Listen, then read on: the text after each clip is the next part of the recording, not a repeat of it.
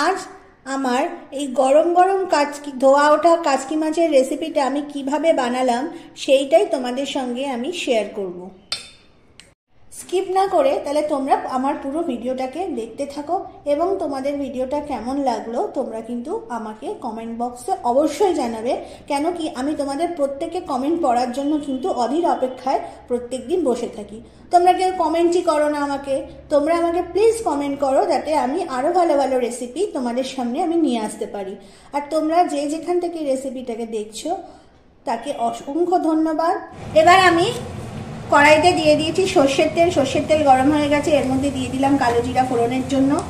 এরপর আমি এর মধ্যে দিয়ে দেব পেঁয়াজ কুচি। পেঁয়াজ কুচিটাকে অল্প করে একটু নেড়ে নিলাম। তারপর আমি এখানে আলু লম্বা লম্বা করে কেটে রেখেছিলাম, সেটাকে আলু ভাজার মতো করে সেটাকে আমি এর মধ্যে দিয়ে দিচ্ছি। আমি এর মধ্যে দিয়ে দিলাম সামান্য পরিমাণে নুন, দিয়ে এটাকে নাড়াচাড়া করে দেবো।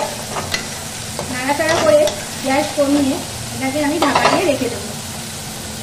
বন্ধুরা এখানে দেখতে পাচ্ছ যে আমার পেঁয়াজ আর আলুটা যে আমি দিয়েছিলাম সেটা কিন্তু ভাজা ভাজা হয়ে গিয়েছে। এবার আমি এর মধ্যে দিয়ে দেব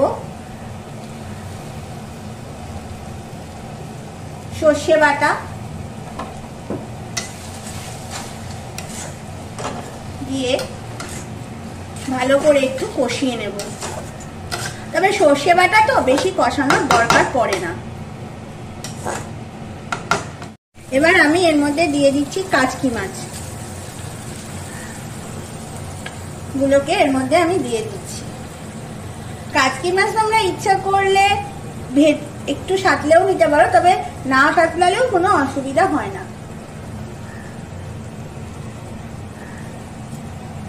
জাস্ট এবার আমি একটু এরকম করে এটাকে নেড়ে নিয়ে দিয়ে সবকিছু দিয়ে মশলাটা দিয়েছি, সর্ষে বাটাটা দিয়েছি, সবকিছু দিয়ে মিশিয়ে নেব। মিশিয়ে ঢাকা দিয়ে রেখে দেবো।